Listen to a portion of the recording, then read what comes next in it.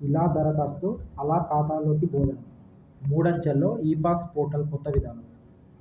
రాష్ట్రంలో విద్యాభ్యాసం 2026-27 విద్యా సంవత్సరం నుంచి SC, ST, BC, minority, EBC విద్యార్థులకు బోధన ఫీజులు, ఉపకార వేతనాలు వారి వ్యక్తిగత బ్యాంకు ఖాతాల్లో జమ కానున్నాయి. తొలుత దరఖాస్తు చేసిన వారికి తొలి ప్రాధాన్యం ఉంటుందని ఇప్పటికే ప్రభుత్వం వెల్లడించింది. తొలి విడతలో వచ్చిన దరఖాస్తుల్లో నిబంధనలకు అనుగుణంగా పూర్తి ఫీజులు ఆగస్టు 15 నాటికి విడుదల చేస్తామని ప్రకటించింది. ఎస్సీ విద్యార్థులకు 2 ఏళ్లుగా ఈ విధానం అమలు చేస్తున్న ఎస్టీ, బీసీ, మైనారిటీ, ఈబీసీ, దివ్యాంగ విద్యార్థులకు ఈ ఏడాది నుంచి కొత్త విధానం అమల్లోకి వస్తోంది. ఈ మేరకు electronic payment and application system of scholarships ఈ-పాస్లో దరఖాస్తు పద్ధతిని మార్చింది. ప్రతి విద్యార్థి 10వ తరగతిలోని పేరు ఆధార్తో సరిపోలాల్సిందే, లేకుంటే దరఖాస్తు ముందుకు కదలదు. పేరు సరిపోలని వారు ఆధార్లో మార్చుకోవాల్సిందే. పోస్ట్ మెట్రిక్ ఉపకార వేతనాలు, బోధన ఫీజుల దరఖాస్తు పరిశీలన, ఆమోదం, నిధుల విధానాన్ని నోడల్ విభాగమైన ఎస్సీ సంక్షేమ శాఖ వివరించింది. దరఖాస్తు ఇలా: 2026-27 ఈ-పాస్ దరఖాస్తు విధానం 3 అంచెలుగా demo authentication, biometric authentication, registration ఉంటుంది. Day scholar, college attached hostels, freshers, renewal విద్యార్థులు నేరుగా ప్రభుత్వ వసతి గృహాల్లోని విద్యార్థులు సంబంధిత వార్డెన్ల లాగిన్ ద్వారా దరఖాస్తు చేసుకోవాలి.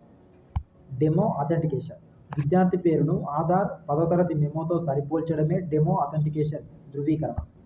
తొలుత విద్యార్థి 10వ తరగతి హాల్ టికెట్ నెంబరు, పుట్టిన తేదీ, పాస్ అయిన ఏడాది వంటి వివరాలు నమోదు చేయాలి.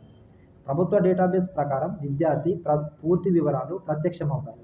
కులం, లింగం, ఉపకులం, ఆధార్ నెంబర్, మొబైల్ నెంబర్, కళాశాల వివరాలు నమోదు చేయాలి. రెన్యువల్ విద్యార్థులు 10వ తరగతి వివరాలు నమోదు చేశాక పూర్వ దరఖాస్తు నెంబరు, వ్యక్తిగత వివరాలు ప్రత్యక్షమవుతాయి.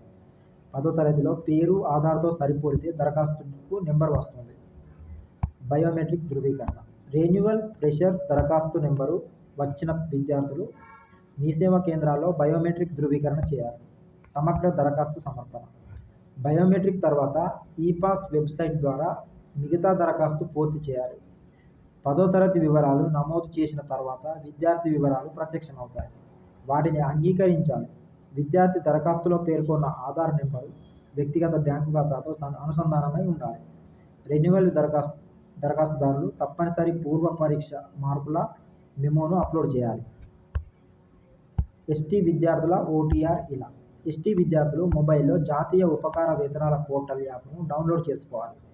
ఆధార్ అనుసంధానిత మొబైల్ నెంబర్తో రిజిస్ట్రేషన్ చేసుకోవాలి. ఆధార్ నెంబరు నమోదు చేసి వచ్చే ఓటీపీని ధృవీకరించాక విద్యార్థి ఫోటో వివరాలన్నీ ప్రత్యక్షమవుతాయి. తల్లిదండ్రులు మెయిల్ ఐడి వివరాలు నమోదు చేశాక రిఫరెన్స్ నెంబర్ వస్తుంది. రిఫరెన్స్ నెంబర్తో ఈకేవైసీ పూర్తి చేయాలి. ఆ తర్వాత లైవ్ ఫోటోతో ముఖ గుర్తింపును ధృవీకరించాలి. ఓటీఆర్ నెంబర్ వస్తుంది. ఈ ఓటీఆర్ నెంబర్ లేదా ఆధార్ సహాయంతో ఉపకార వేతనాల పోర్టల్ ద్వారా దరఖాస్తు పూర్తి చేయాలి. దరఖాస్తులను కళాశాల ఆమోదించాక జిల్లా సంక్షేమ శాఖాధికారి లాగిన్కు వెళ్తాయి. అక్కడ ఆమోదం పొందాక ఫీజులు ఒకేసారి మంజూరవుతాయి.